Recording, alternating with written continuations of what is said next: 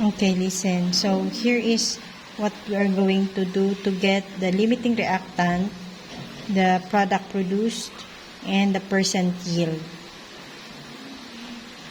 Okay, so for example, sa number 1, you have a given of 10 mole of H2 and 3 mole of N2.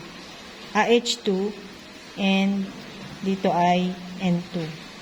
Okay?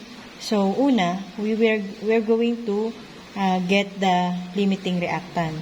But before we get the limiting reactant, kailangan mabalance muna natin yung equation. So, how are we going to balance this one?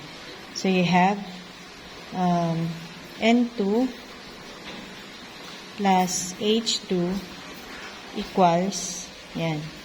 So, dahil dun sa given, you have NH3. So, ito yung kailangan nating i-balance. So, paano siya magiging NH3? Diba? Lalagyan natin ng coefficient para maging balance siya. So, itry natin ang 3 or lagay muna natin yung comparison. So, dito, you have N and you have H. Meron ka ding N, tapos merong H. So, ilang N ang meron dito sa reactant? So, you have 2. Ito. Then, you have 2 din na hydrogen. Dito, you have 1. And then, you have 3. Okay. So, paano siya magiging balance?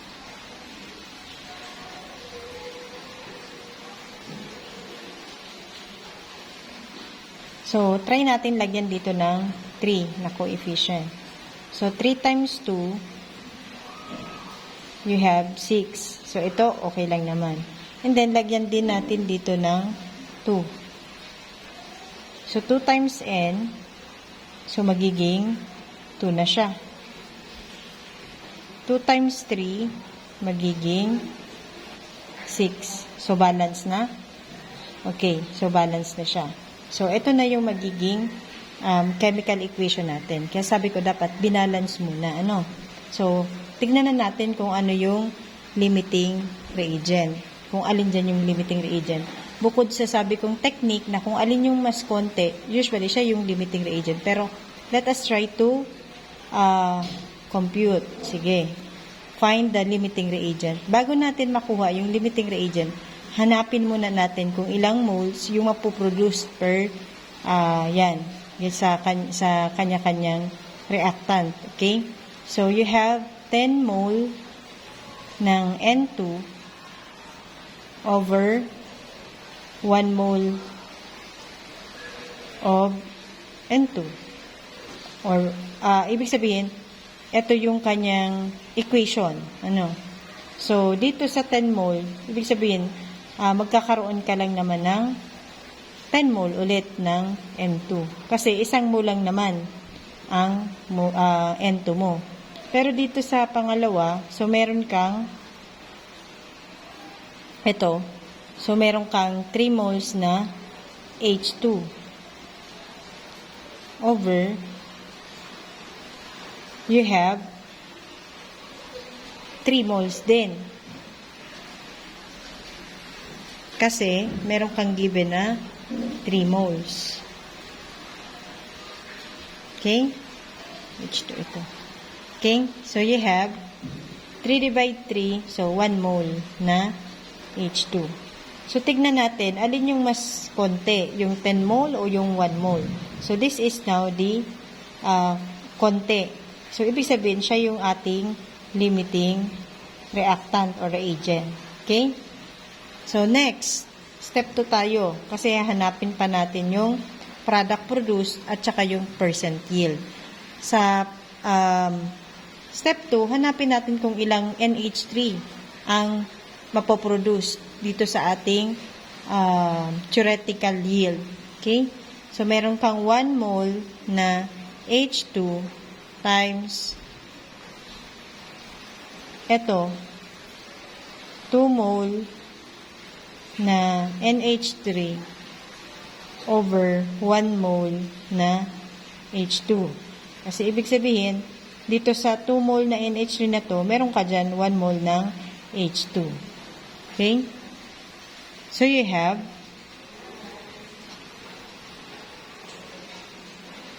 1 times 2, so you have 2 mole of NH3. Bakit H2 yung ginamit natin? Kasi nga, siya yung limiting reagent. So, ibig sabihin, siya yung magtatakda nung mapuproduce na product. Kaya, H2 po ang ginamit natin para makuha yung theoretical yield o yung product na mapuproduce. So, ibig sabihin, meron kang 2 mole ng ng NH3 na mapuproduce, which is, tama baga dito sa ating equation. Okay? So, since nahanap na natin yung product produce, hanapin naman natin yung i-convert natin itong product produce sa grams. Kasi itong grams ang gagamitin natin para makuha natin yung percent yield. So, you have step 3. So, you have 2 mole of NH3 to times i-convert natin siya sa gram. So, paano natin siya i-convert?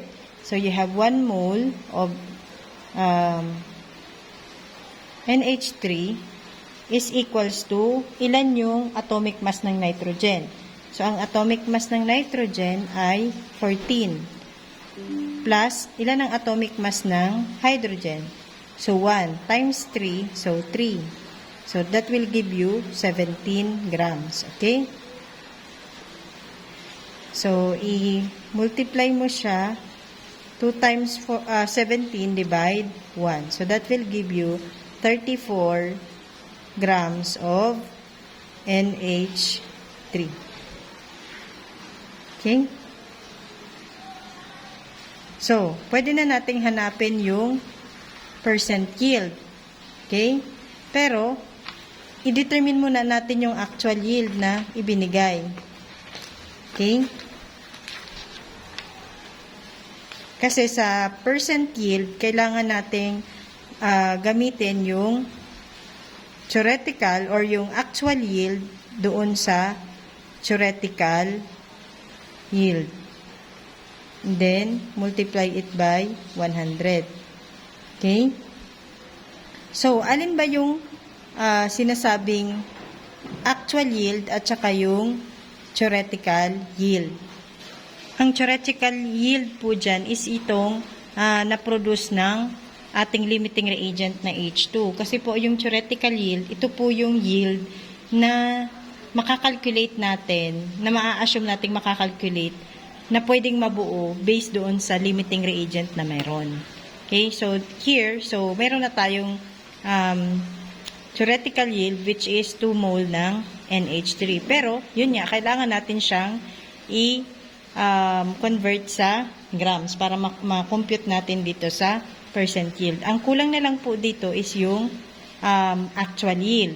So, saan natin makukuha yung actual yield? Di ba po may given na dun sa given is meron daw na produce na 5.50 mole ng NH3. So, ibig sabihin, yan po yung actual yield, yan yung talagang nabuo na binigay dun sa example na problem. So, yan po ang gagamitin natin. Pero since nakamole siya at nakagrams yung ating theoretical yield, kailangan muna nating i-convert